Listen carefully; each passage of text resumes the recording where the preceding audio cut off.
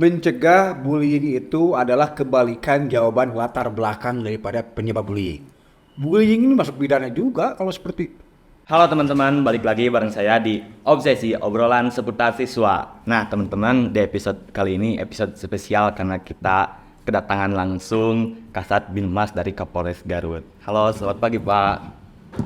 Sekat, bukan dari Kapolres Garut, dari Polres Garut. Nggak apa-apa kan kalau kita ulangi, nggak apa-apa kita terus serius. Nggak apa-apa, salah nggak apa-apa. Kita langsung kita mainin kesalahan kita. Oh, ya Pak. Kita kemas dalam ini. Boleh diperkenalkan terlebih dahulu Pak? Baik, Assalamualaikum warahmatullahi wabarakatuh. Selamat pagi semuanya, salam sejahtera buat kita semua. Ada pepatah mengatakan, tak kenal maka tak sayang. Perkenalkan, nama saya adalah Hasan Sadikin. Nama yang sangat familiar di Jawa Barat ini. Kalau saudara-saudari, teman-teman main ke Bandung, kemudian keluar Pasteur, di situ ada tertera Rumah Sakit Umum R. Hasan Sadikin. Betul nama saya R. Hasan Sadikin. Saya adalah Kasat Binmas Polres Garut. Pangkat saya adalah AKP. Alhamdulillah, sangat luar biasa, sangat senang saya diundang di acara ini. Sebelumnya terima kasih nih Pak sudah mau datang di podcast kami ini. Mudah-mudahan dengan adanya podcast ini bisa mengedukasi ataupun menyebar informasi bagi pelajar-pelajar yang khususnya yang ada di Garut ini Pak. Nah kalau boleh tahu nih Pak, Kasat Binmas itu sendiri bergerak di bagian apa tuh Pak? Baik, salah satu fungsi kepolisian, baik itu di Mabes Polri maupun di Polda dan maupun di Polres, itu ada yang namanya fungsi Bimas, yaitu fungsi pembinaan masyarakat. Yang dimana fungsi Bimas ini tugas pokoknya adalah mengedukasikan setiap masyarakat, baik itu teman-teman yang masih sekolah, ya, maupun teman-teman yang sudah sekolah, maupun teman-teman yang sudah punya keluarga, pekerjaan dan keluarga. Itu memang tugas kami semua. Terima kasih sudah diundang sekali lagi. Sama-sama Pak. Berarti sangat kebetulan sekali ya, sangat Pas banget, nggak salah orang. Karena di episode kali ini kita akan membahas seputar bullying teman-teman. Baik. Nah, kan bullying ini tuh Pak kasus yang sebenarnya udah lama terjadi ya Pak. Namun sayangnya seringkali terjadi kembali Pak. Bahkan baru-baru ini juga ada di salah satu daerah di Indonesia terjadi bullying kembali. Nah, tanggapan Bapak itu sendiri gimana terkait kasus bullying Pak? Baik, kasus bullying atau kalau bahasa kita aja namanya perundungan ya. Kita sebagai manusia tidak terlepas dari dua sifat. Yang pertama adalah sifat malaikat, yang kedua adalah sifat setan. Ada kesalahan, ada ketidaksalahan. Tidak sempurna manusia ini, termasuk bullying ini. Bullying atau perundungan ini sudah terjadi sejak Nabi Adam. Ya, emang ini menghilangkannya tidak bisa. Ya, ini menghilangkannya tidak bisa, tetapi kita minimalisir saja kegiatannya untuk kegiatan bullying ini. Ya, makanya saya sangat apresiasi sekali dengan kegiatan ini.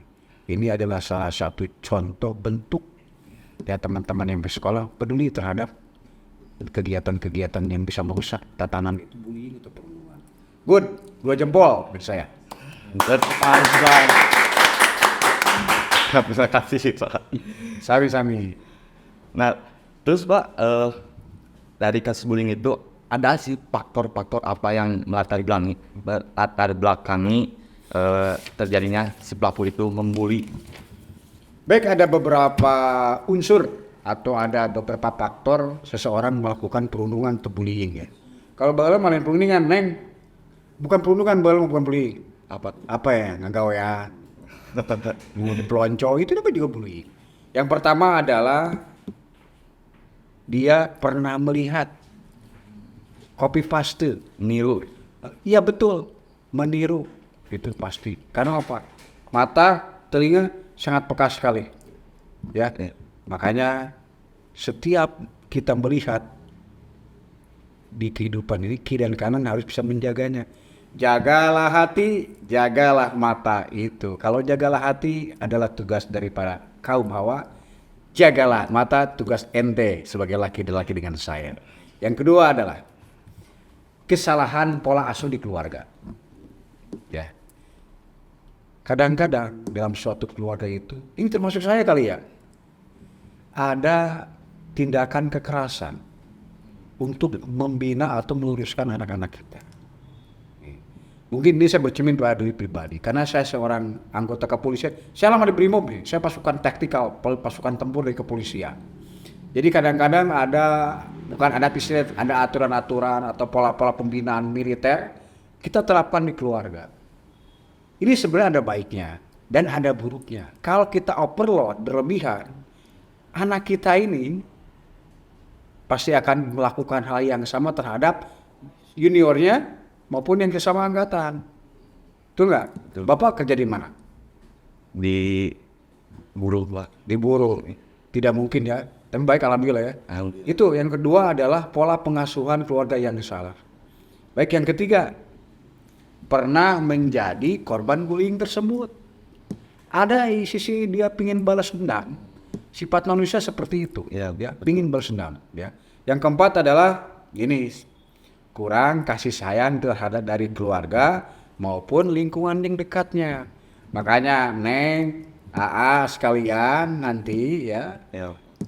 Nanti nih kalau sudah punya keluarga, punya anak, kasih sayang jangan perhitungan terhadap anak-anak. Termasuk saya pribadi. Ya, anak saya 4, yang satu sudah kerja, yang satu kuliah, yang satu SMA, yang terakhir di SMP kelas 1. Saya sekarang berusaha mencoba memberikan kasih sayang yang tidak akan saya perhitungkan. Ya, itu kalau kasih sayang kita full terhadap anak-anak, insya Allah dia akan mencoba mengembalikan terhadap teman-temannya kasih sayang juga. Kalau kita tindakan kekerasan, saya pukul kamu, pasti kamu mau seorang lagi, betul nggak? Iya. Baik, yang kelima, ingin memiliki kekuasaan dan pengendalian. Kalau orang sudah menjadi, contoh nih, jadi Jagger atau jadi yang punya kekuasaan absolute of power di sekolah, dia pasti ingin mengontrol. Ya. Betul nggak? Kerasa nggak di sekolah? Betul, Pak. Terus jadi Jagger ke naon, pasti dia akan mengontrol seorang dengan cara perundungan bully tersebut. Ya.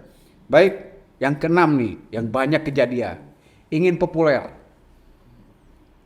Masyarakat Indonesia itu gancang kagum, cepat heran. Masyarakat Indonesia sekarang ini gampang pencitraan dengan di handphone. Makanya saya minta adik-adik sekalian, bukan adik-adik, ibu bapaknya, saudaranya, tolong penggunaan gadget, apalagi yang berhubungan dengan medsos, digunakan secara bijaksana. Ingat, sekarang segala sesuatu berawal dari yang namanya kasus pidana, kasus non pidana, berawal dari handphone. Betul, bisa nggak? Betul, Pak. Yang terakhir, kasus bullying, sejarahnya adalah apa yang dimainkan game di HP-nya pasti dia akan mengulangi, betul nggak? Kalau baca atau memperhatikan HP dia dakwahnya atau positif lah ya, pasti insya Allah. Tapi game kayak gitu pasti akan dilakukan dalam kehidupan sehari-hari. Itu ya yang melatar belakangi orang melakukan perundungan atau bullying. Tolong ini sebarkan ya. Selain di obrolan seputar siswa, saya minta teman-teman nih, adik-adik ini sebarkan ke yang lain.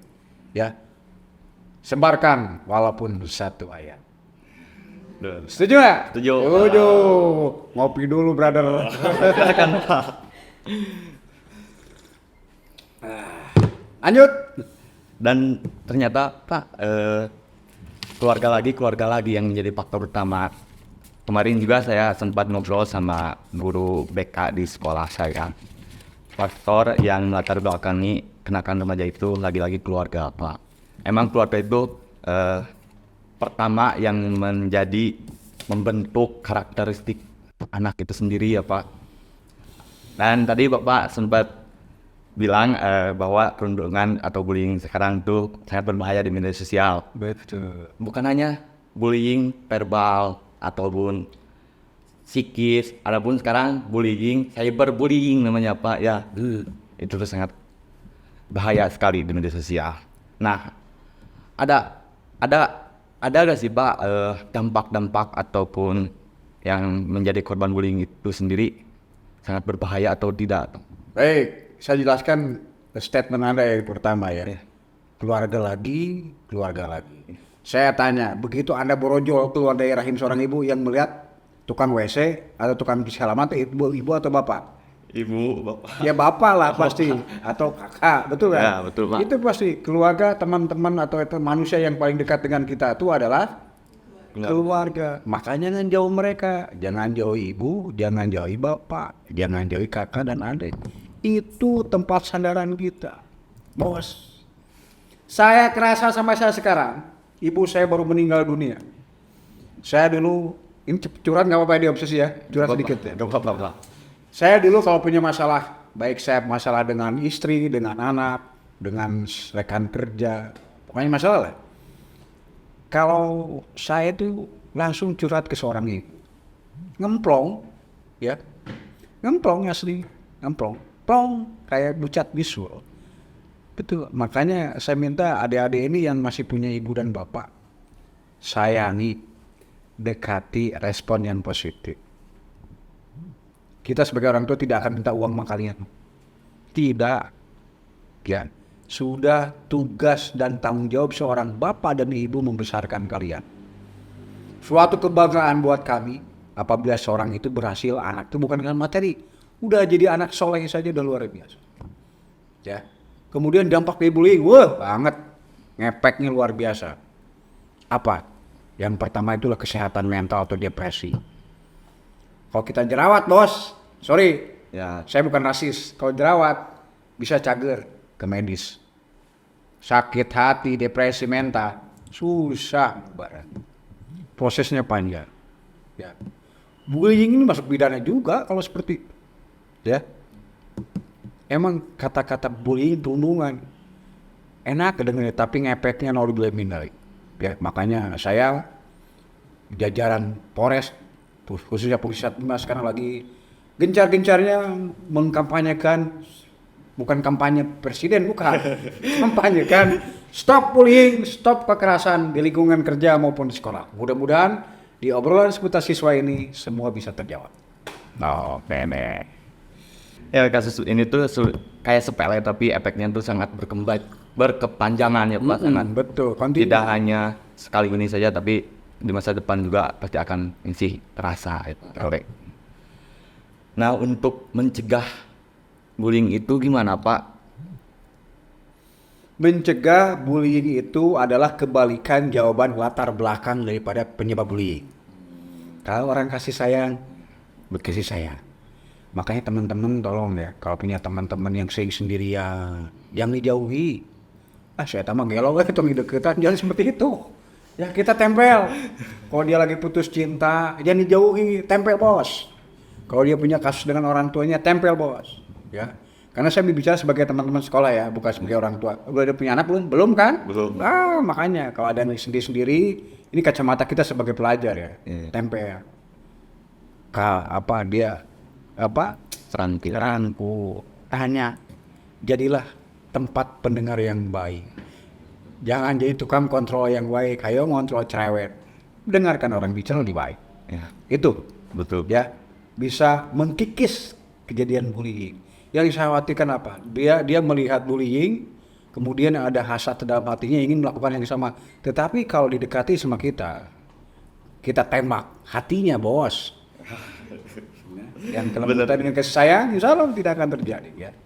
Benar. Oke, setuju? Setuju, Pak. Yuk, lanjut apa? Nah, ini juga Pak pastinya teman-teman juga bertanya-tanya ya. Kalau kita, semisal kita ataupun teman-teman menjadi korban bullying itu, hal pertama yang harus dilakukan itu apa? Atau melaporkan atau curhat ke orang tua atau Baik, yang pertama, apabila kita menjadi victim of bullying atau korban dari perundungan, ya, yang pertama kalau di lingkungan sekolah, ya ini ya, sampaikan ke yang lain. Lapor ke guru. Ya. Kita bisa namanya musyawarah untuk mufakat. Tetapi kalau perundungan tersebut ada unsur pidananya. Apa itu? Kekerasan. Ya, bisa menyebabkan luka, apalagi yang lebih dari kematian. Laporkan kepada pihak berwajib. Itu ya. Gimana daripada eskalasinya? Kalau cuman perundungan cuman bisa sakit hati, kita level sekolah saja, guru BK itu kita panggil, kita kumpul sama-sama kita pecahkan masalah. Ingat, Tuhan menciptakan makhluknya, hambanya tidak pasti gitu ya, pasti dengan solusinya kalau dia ada masalah. Ya, makanya sebanyak berdoa. Suka sholat nggak nih? Yang muslim sholat, jangan jebek. Suka sholat nggak? Alhamdulillah sholat, makanya ya itu. Saya lagi berusaha, kalau ada saya punya masalah dibully seseorang, saya lapor ke pencipta daripada yang buat masalah. Itu yang paling atasnya itu. Apalagi? Udah saya tambahin deh, nih bullying ini bisa masuk unsur pidana ya. Bisa, contoh kalau bisa membuat kita terluka. Itu adalah pasal penganiayaan. Pasal 351 KUHP. Itu bisa dihukum 2 tahun penjara loh. Ya. Kalau bullying, kemudian ada unsur penganiayaannya, bisa terluka atau apa, itu ada unsur pasal 351 penganiayaan. Kemudian kalau ada perbuatan yang tidak menyenangkan, karena bullying itu macam-macam ya. Ada bullying perundungan secara fisik, ada perundungan secara verbal, perundungan secara emosi, dan bullying secara cyberbullying itu. Kalau perbuatan tidak menyenangkan itu pasal 335 KUHP, bisa dikurung penjara itu 3 bulan. Baik, dikurung 3 bulan. Ya mau. Amit yang baik. Saminggu gelek-gelek. Asli. Ya, neng di kameramen nih. Sama host. Jangan coba menantang di penjara. Sangsara nih saya suka kontrolin penjara. Nu gelis, nu gagah, kalau sudah di penjara, layu. Nggak ada yang jago. Ya. Kemudian nih, pasal yang mengenakan apabila bullying terjadi di medsos. Ini ada pasal 27 Undang-Undang ITE. Itu bisa 6 tahun penjara. Adik-adik bisa melihat kan? Di TV-TV sekarang banyak figur publik yang terkena kasus pembulian di medsos ITE. Akhirnya mereka di penjara. Makanya hati-hatilah dalam penggunaan Media sosial. HP ini media sosial. Dulu tuh adalah mulutmu harimaumu, sekarang pun adalah jempolmu harimaumu. Makanya itu hati-hati mau HP ya. Kemudian pengeroyokan nih, bullying secara fisik, pasal 170. 5 tahun penjara. Kemarin kita bisa melihat ada bullying yang terkini, yaitu di SMP Cilacap. Ya, betul, Pak. Aduh, ya Allah ya Tuhan kami, saya sebagai orang tua bergetar hati saya mendengar seperti itu. Kok tega-teganya seperti itu. Sebenarnya zaman saya dulu sekolah tahun 90-an, 92, 93 itu sering terjadi, termasuk saya korban bullying. Terus terang aja, saya termasuk korban bullying. Yang saya bejek siapa? Saya laporkan ke siapa? Ibu, kakak. Dikasihlah kepercayaan diri. Kamu bisa, kamu bisa, kamu bisa. Akhirnya ada kepercayaan diri sendiri. Sanggup saya bully seperti apa? Itu makanya. Makanya kalau antum dibully, baik itu verbal atau apa secara kekerasan fisik, jangan lapor ke siapa-siapa, Neng. Lapor ke ibu dan bapak dan kakak. Awas, ya. Pasal 170 pengeroyokan 5 tahun penjara. Berat sekali, 5 tahun penjara. Itu tuh konsekuensi daripada pelaku bully. Ya. Itu. Oke, Pak. Apalagi? Terakhir nih, Pak. Boleh. Barangkali. Jangan terakhir. Pertama juga itu dia mas. Aduh. Terakhir aja, Pak. Saya mulai enjoy nih, mulai enak nih. Barangkali ada kesan atau pesan yang ingin disampaikan untuk generasi muda menolak perundungan ini, Pak. Baik, langsung ya. Assalamualaikum warahmatullahi wabarakatuh. Saya Kasat Bimas Polres Garut, ya. mengajak kepada seluruh pemuda-pemudi Indonesia ini, apalagi kemarin kita sudah melaksanakan Hari Sumpah Pemuda, ya, mendorong Indonesia untuk maju. Indonesia akan memasuki periode emas tahun 2045. Salah satunya apa? Kaum milenial yang kompetitif, ya. Itu salah satu syarat daripada Indonesia menuju periode emas ya 2045. Salah satunya adalah anak muda yang kompetitif. Makanya saya kepada saudara-saudari sekalian, sebangsa setanah air, ya, mari kita banyak belajar, banyak berlatih, dan jauhi yang dilarang oleh agama negara. Ya, sekali lagi, mari ciptakan Indonesia Maju 2045 dengan cara apa? Banyak belajar, banyak berlatih, hindari hal-hal yang negatif. Itu dari saya. Kemudian jangan lupa tetap semangat dan selalu bahagia. Betul nggak coy? Betul. Iya, semangat. Mati tangan lu pakai tangan lu dong, man. Baik Pak, terima kasih Pak. Sekali lagi terima kasih udah mau datang. Sama-sama. Kalau saya minta sih jangan sekali dua kali, jangan bisa bullying ya. Ya. Kasus yang lain kami siap ya untuk dipanggil. Terbuka itu Pak. Terbuka. Ingat, negara, polisi siap hadir di tengah-tengah Anda apabila ada kesalahan. Oke. Karena kita juga manusia, ya. Kesempurnaan bukan milik manusia, adalah milik Allah Subhanahu wa Ta'ala. Ya, sekali lagi, jangan kapok dengan kehadiran saya. Siap. Undang terus, ya. Siap, Pak. Ini tugas pokok kami. Itu. Baik teman-teman, segitu aja obrolan kita kali ini. Sampai ketemu lagi di episode selanjutnya. Bye.